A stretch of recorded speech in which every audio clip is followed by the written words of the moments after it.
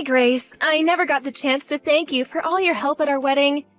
Thanks to you, it went perfect. Oh, you're welcome. Oh, and your speech was wonderful.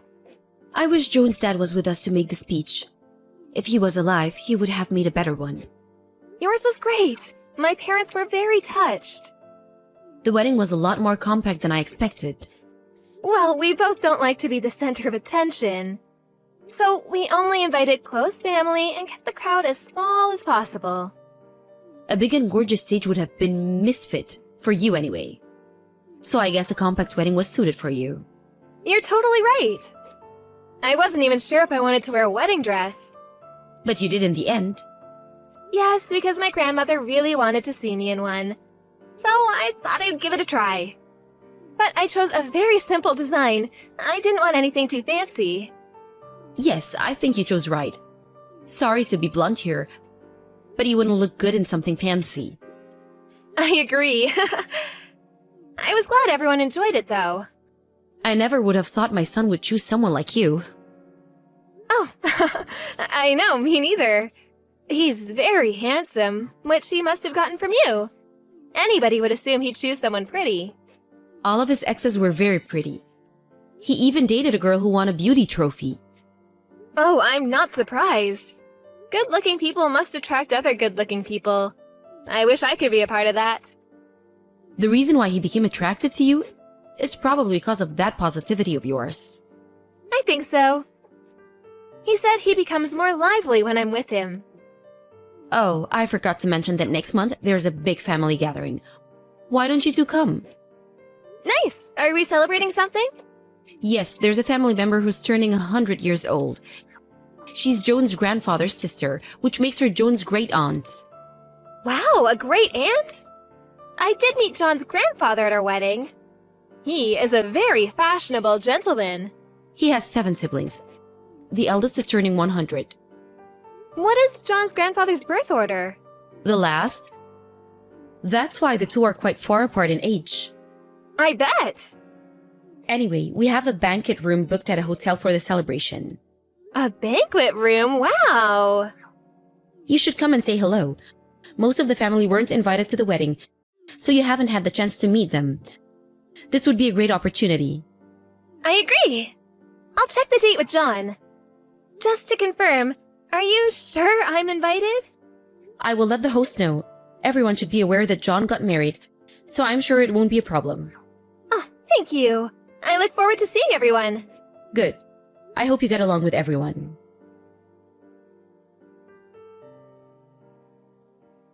How was the gathering for you last night? You seemed quite nervous. Good morning.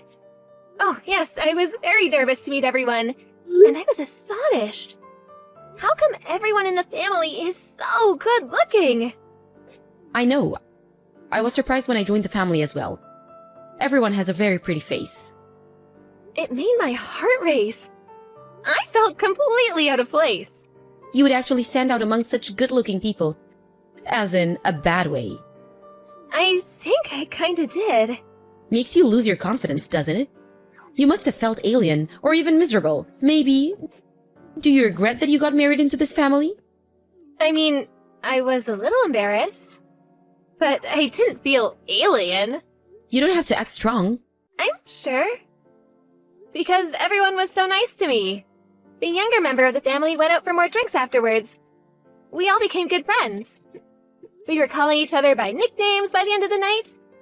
Or should I say, by the morning? We stayed out so long, I just woke up. Huh? You became that close with them? With my family? Yes, we exchanged contacts and everything.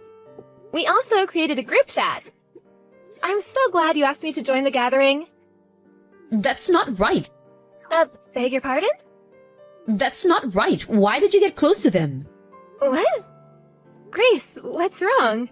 You do not fit in the family. A decent person would realize and want a divorce. How the hell can you not see someone as ugly as you don't belong? Ugly? I'm referring to you. Why is my son married to such a pig? You're not welcomed. Oh, Grace, calm down.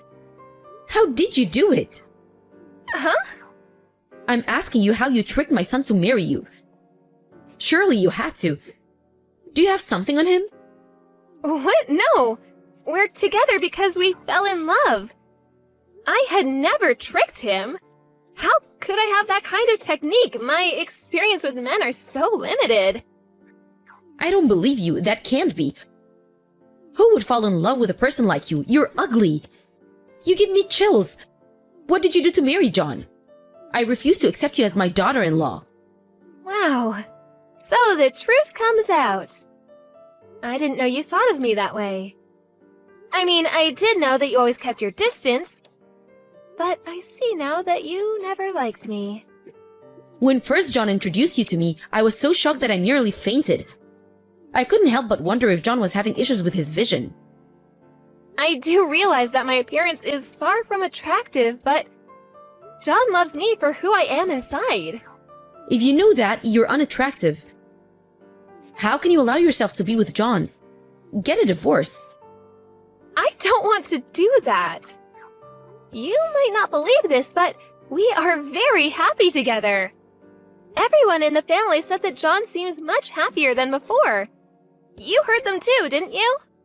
That's only because he's still excited about being a newlywed. It will die down in a matter of time. Then he will deeply regret he married an ugly person like you. Oh, well, I don't know. I am. He'll regret it for sure. If John doesn't want a divorce now, so be it. For now, though. You must be perfect at housekeeping. You're not good enough to be his wife, so at least be sure to take care of all the chores. That's the only thing you can provide him. Housekeeping? Duh, that's the least you can do. Okay. I'm not very good at housekeeping, but I'll do my best.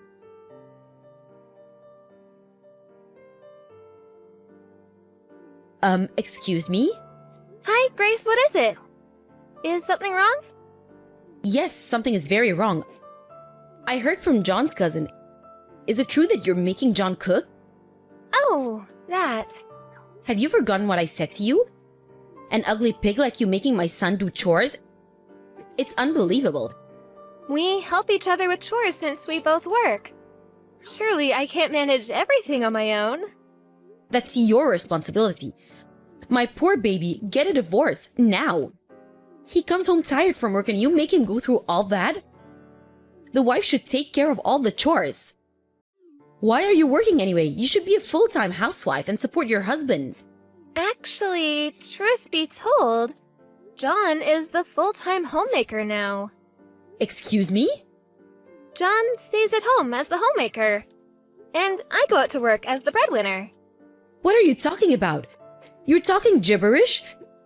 John is a sales executive at a trading firm. But he actually became sick from overworking. So he left the firm when we got married. That's why he cooks dinner and does other house chores. What? Why have I not heard about this?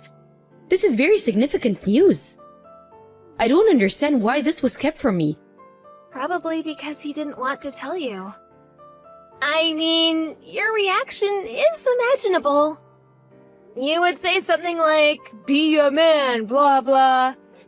Your ideology is so biased and outdated. I beg your pardon? Well, John's actions speak the truth, right? He hasn't told you, so he must not trust you. What do you know about my son? Don't you speak like you know everything. John has sometimes spoken about you, and they were mostly negative. What? How so? That you were a lazy, stay-at-home mom. You never worked and yet spent so much of what your husband had earned without even doing any house chores. And that you were an arrogant, unlikable person. John said that? Yes, he did to me. So I think that John may not like you that much, Grace. That can't be. You're lying to me. You're lying to me about everything, including that you're the breadwinner. You're trying to deceive me. No, it's the truth. I am in a directive position of an international firm. I make plenty to pay for the both of us. That's not reason enough for my son to be a homemaker. John didn't like working in an organization. He really hated his environment where he had to show up at this office every day. He worked for his living, but one day his heart couldn't tolerate it anymore. There was even a time when he physically could not take a step forward while he was headed to his office. It was that bad for him? Yes, it was. When I first met him, he was not in a good condition. We became close because I was giving him advice about work. Once we started dating, we realized that we were a good fit because we kind of supplemented each other. So, we got married and agreed that John would be the homemaker. That's why he chose you? The current lifestyle suits him. He seems much happier nowadays. You, a director at an international firm? Do you think I can actually believe that? I don't mean to boast or anything, but I am really good at what I do. My professional background helped me hit it off with your family too, you know? What do you mean? Remember the family gathering you invited me to the other day? Well, a few of us began to talk about work, and it really sparked the conversation. I was like a consultant that night. Some asked me for advice and all. See, that's one of the reasons why I was able to get along with your family. You pig! No, it can't be true. I don't believe any of this. Oh, well, that's too bad. If you don't want to believe it, so be it. I didn't want to, but I will let John know of our conversations. I don't think I can tolerate you calling me a pig any longer anyway.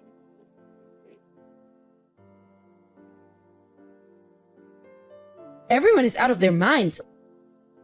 Why does everyone have your back? Why am I the one getting scolded? I heard you got told off by some of your family. What did you expect after being so disrespectful to me?